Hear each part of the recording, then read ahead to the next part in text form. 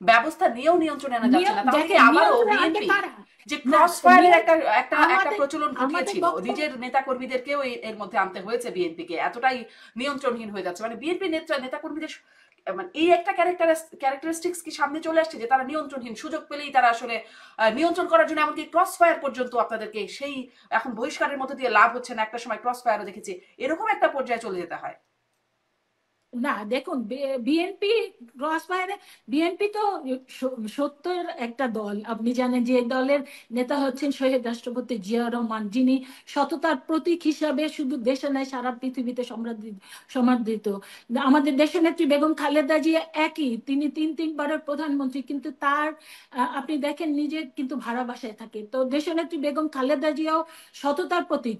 সে যেই দলের নেতা শহীদ রাষ্ট্রপতি জিয়া রহমান, যে দলের নেত্রী দেশনেত্রী বেগম খালেদা জিয়া, আমি বিশ্বাস করি আমাদের অ্যাক্টিং চেয়ারম্যান জনাব তারেক রহমানও বাংলাদেশের মানুষের সেবা করার যদি সুযোগ পায়, ম্যান্ডেট নিয়ে তিনি যদি প্রধানমন্ত্রী হতে পারে, তিনি নিশ্চয়ই তার বাবা মাকে ছাড়িয়ে যাবেন সততার হিসাবে। কিন্তু সেই দল কখনো কোনো অন্যায়কারী, কোনো দুর্নীতিবাজ, কোনো চাঁদাবাজকে প্রশ্রয় দেবে, এটা মানে আমি বিশ্বাস করি না, এই জাতীয় নিশ্চয় বিশ্বাস করবে না। জি, জি, সেই কিন্তু কারণে আমি দুর্নীতির মনে করি চ্যাম্পিয়নশিপটা যে আপনারা ধরেও বিএনপি রেখেছিলেন এই বিএনপি দলই। দল আছে। না, এক মিনিট, বিএনপি দল হিসাবে তার সর্বোচ্চ টুল হচ্ছে একজন নেতাকে বহিষ্কার করা।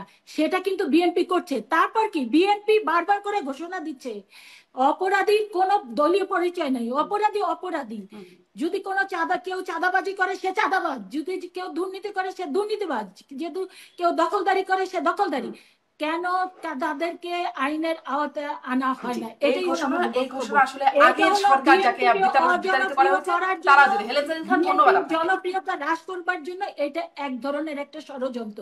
আমি মনে করি এটা বারবার করে বলে বিএনপি কে অজনপ্রিয় করছে।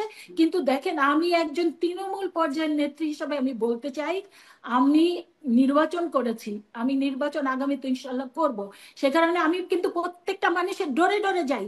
আমি জানি বিএনপির নেতারা কি কাজগুলা করছে। জি, বিএনপির নেতাদের বিরুদ্ধে যে ধরনের অভিযোগ আনছে, এর মনে করেন 90% অসত্য, একটা অপপ্রচার।